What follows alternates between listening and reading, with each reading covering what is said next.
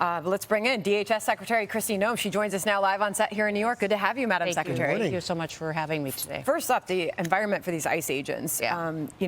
We fear what may be coming next as we are not seeing the rhetoric toned down. No, in fact, it's getting worse. Some of these Democrat leaders in some of these communities and states are really, really elevating the emotion out there and lying and putting these officers' lives in jeopardy. So I'm hopeful that people remember that they are just upholding the rule of law and remember what our streets were like under the last administration, how dangerous it was, and that President Trump and these ICE officers are going after murderers and rapists, people who are trafficking our children. In fact, since President Trump has been in office, we've located over 10,000 of these missing children and been able to return them back to their family members and to their loved ones, arrested over 400 different sponsors that were out there perpetuating this kind of activity. So these ICE officers are patriots, and they're going out every day and making our streets safer. Can I ask you a direct question, Madam Secretary? Absolutely. How concerned are you? Because what we saw in Alvarado, Texas, that coordinated attack with AR-style rifles, one officer getting shot in the neck, body armor. This isn't just a protest that got out of control and passionate. How concerned are you that you may have to attend the funeral of one of your agents or officers? Oh, I think about it every day. Every word that comes out of my mouth, I think, how can I protect these officers so they can do their jobs? What decisions can I make? Today, I think people recognize that when you're responsible for making decisions that puts people in a situation that could cost them their lives, that it's a heavy weight that sits on you every single day. So what these people that are political have done by elevating this to where we now have a 700% increase in violence against our ICE officers is really unprecedented. It really is unprecedented, this environment that we're in. And we need to do even more to tell their stories and about what they're doing and why they're doing it.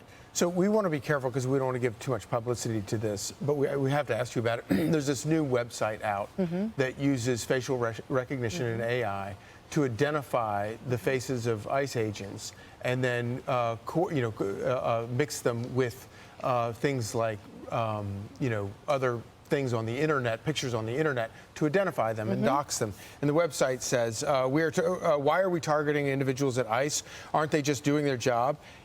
They answer it. Evil is built on the back of people doing in boring jobs, just following orders. How dangerous is this? It's extremely dangerous. And what you were talking about, Griff, is exactly what they're doing. They're not just threatening them and doxing them, they're ambushing them. They're threatening their families. They're talking about kidnapping their families. They're, going after their colleagues. It's extremely dangerous, and the rhetoric has to stop.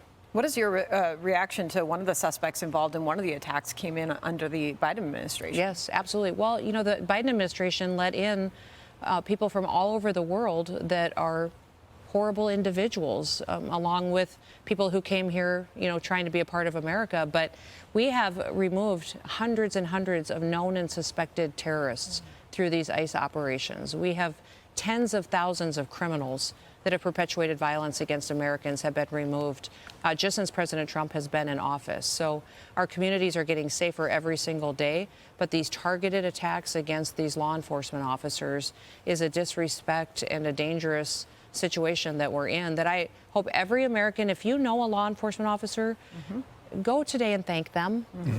Cook their family a meal, go support them, and go talk about it on social media or go have their backs. I think that's been the most disappointing thing to me is people who are silent.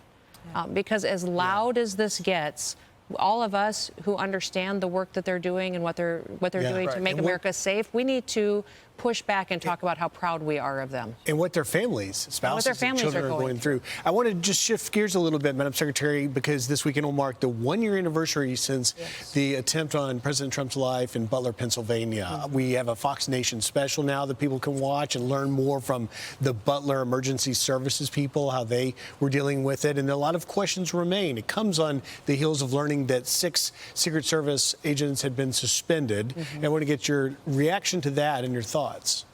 Yes, so, the Secret Service has a totally different leadership team now than what they did before and have gone through, and this report has now just been released. I know that President Trump has told me that he's satisfied with it.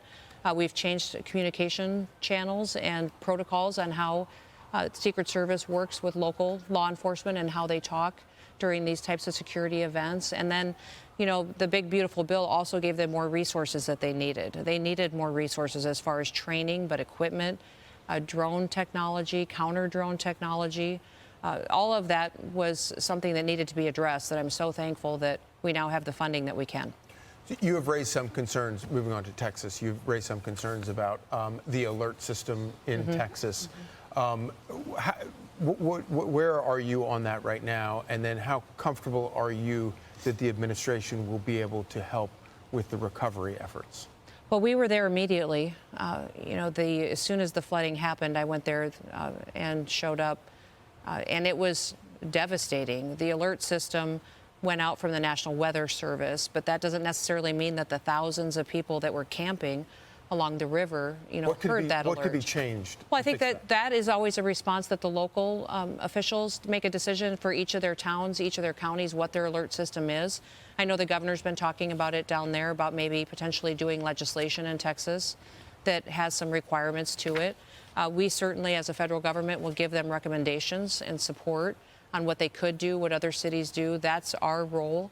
And specifically with FEMA is to always come in when there is a situation like this, that we don't make the decisions for the local communities. We shouldn't make the decisions for the states because every state is different. Every town is different. What they need for sirens or sound alerts might be different based on their topography, on how the city is laid out.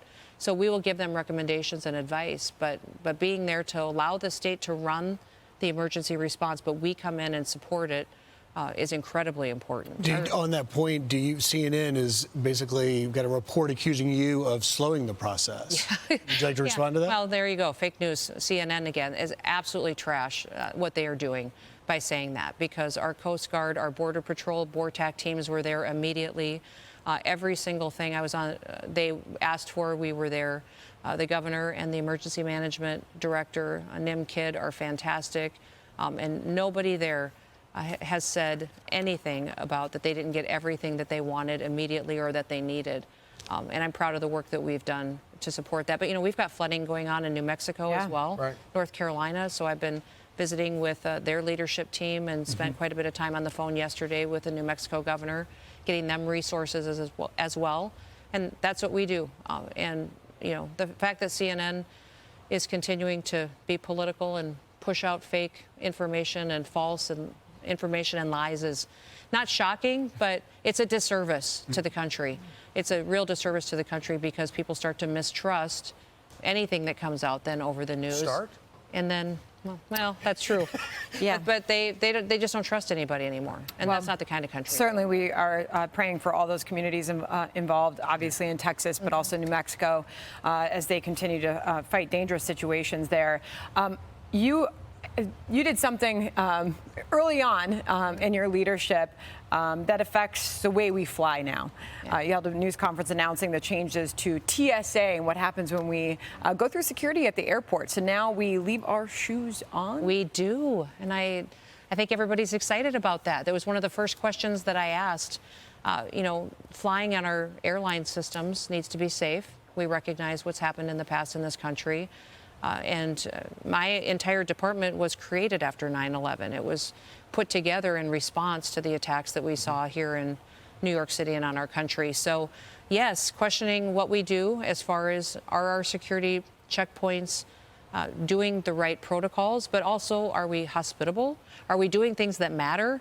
All of those questions we asked right away. And one of the things I said specifically is, does it make a difference now with our layered technology, with the new training that we have and also the new steps of security that we have implemented in the last 20 years, do we still need to remove our shoes? And the answer was that it doesn't add a security benefit because of the new technology that we have and the new training. Why did it take so long?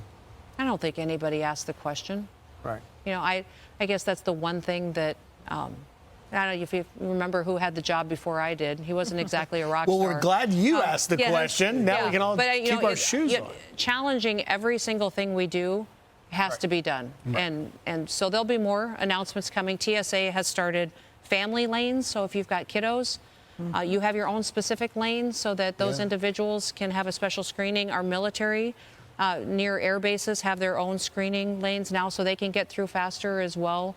Having a tailored approach to how we do security checkpoints, safe and secure, but also get people through the checkout line, because everybody knows that traveling can be miserable at times. It shouldn't happen at the security checkpoint, and we're putting all of our TSA officials through hospitality training as well. We thank you for traveling to sit on the couch with us. Yes. Thank you for being here. Madam Secretary, thank you so much. With you. All right, Thank you. good to see you. Well, Fox News learning one of the men charged after the ambush at an ICE facility in Alvarado, Texas, entered the country illegally over 20 years ago and was granted a green card under the Biden administration. Meanwhile, 4 more people who tried to sabotage an ICE operation with homemade tire spikes have been arrested in California. Here to talk about it, former Trump DOJ prosecutor Jim Trusty. Jim, good morning. Let's go to this case in Alvarado, Texas. We're learning more and more, particularly about this individual that was a DACA recipient, green card holder.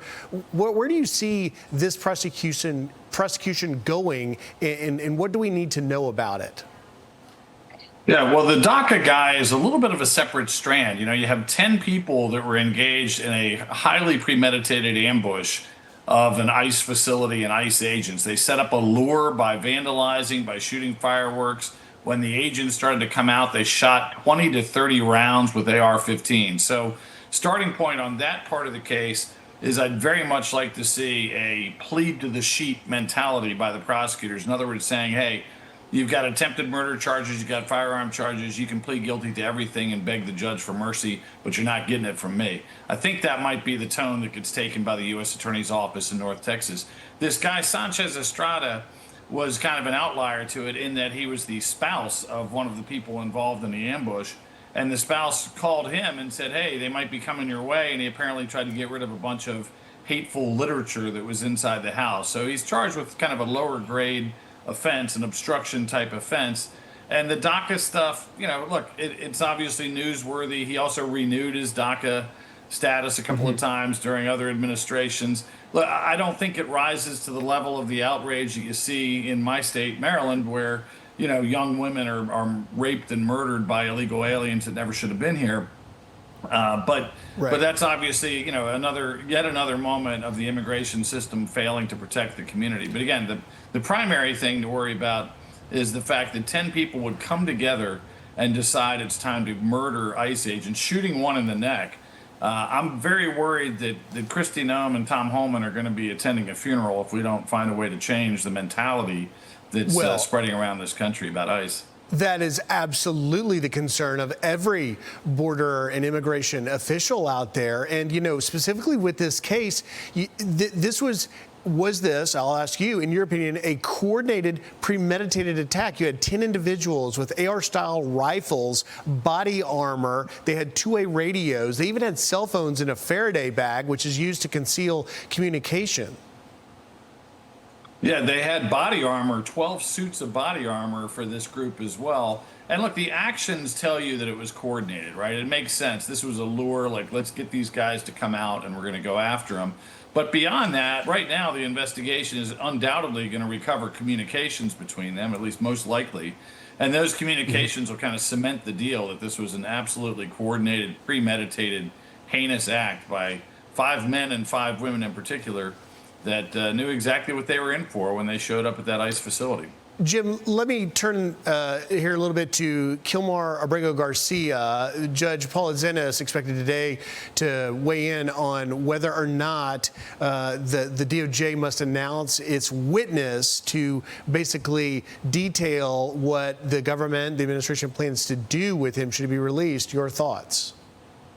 Yeah, this is more kind of judicially assisted lawfare chaos. That's the short version. The slightly longer version is this. You know, he has human smuggling charges in Nashville. The magistrate judge has basically said, I think we can actually cut him loose on these charges, let him be on some conditions of home confinement, et cetera, where he'll show up for court without being incarcerated. But normally what that would mean in this case is that the ICE detainer kicks in, he's taken into ICE custody and quite possibly removed soon.